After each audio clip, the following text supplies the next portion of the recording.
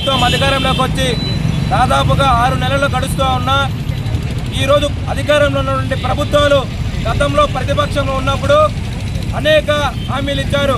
Psycho పోవాలి, మంచి పాలన రావాలని చెప్పి కూడా ఏ రాజకీయ నాయకుడు మాట విన్నా ఇదే స్లోగన్ ఉండింది. కానీ అధికారంలోకి వచ్చి 6 నెలలు గడుస్తున్నా రాష్ట్ర వ్యాప్తంగా గత 5 సంవత్సరాలతో పాటు వచ్చిన ప్రభుత్వం 6 నెలలతో కలుపుకొని దాదాపుగా 3,550 కోట్ల రూపాయల పైచీలకు విద్యార్థులకు రావాల్సినటువంటి స్కాలర్షిప్లు, రీఎంబర్స్మెంట్లు పెండింగ్లో అని చెప్పి కూడా ఏఐఎస్ఎఫ్ ఆధ్వర్యంలో గత 6 నెలల నుంచి కూడా అనేక కార్యక్రమాలు విద్యార్థులతో కలిపి చేస్తూ ఉన్నా దున్నపోతు మీద నీళ్లు పోసినట్టు ఈ యొక్క రాష్ట్ర ప్రభుత్వం మొండిగా వ్యవహరిస్తూ ఉంది.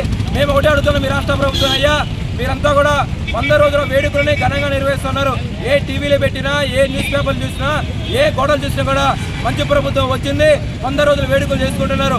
మీ రాజకీయ నాయకులకి, మీ రాజకీయాల్లో ఎవరికైతే పదవులు రాలేదో వాళ్ళకి ఏ పదవులు ఇవ్వాలా, ఎవరికి ఏం నామినేటెడ్ పోస్ట్ ఇవ్వాలా, ల్యాండ్, మైనింగ్, శాండ్ గురించి మాట్లాడతారు తప్ప విద్యార్థుల గురించి ఈరోజు పట్టించుకున్న పాపానైతే ఈ రాష్ట్ర ప్రభుత్వం నిర్లక్ష్యం చేస్తూ ఉంది. అదేవిధంగా నారా లోకేష్ గారు కుప్పం నుంచి శ్రీకాకుళం వరకు కూడా పాదయాత్ర పెట్టారు.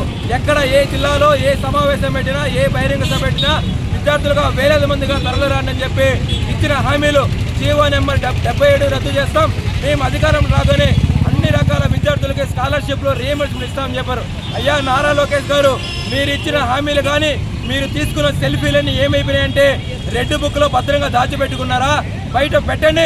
విద్యార్థుల సమస్యలను పరిష్కారం చేయకపోతే జరగబోయేటువంటి అసెంబ్లీ సమావేశాల్లో ఖచ్చితంగా అసెంబ్లీ సమావేశాలను ముట్టడిస్తామని చెప్పి కూడా ఏఐఎస్ఎఫ్గా హెచ్చరికలు జారీ చేస్తా ఉన్నాం. బండి చలపతి, ఏఐఎస్ఎఫ్ రాష్ట్ర సహాయ కార్యదర్శి.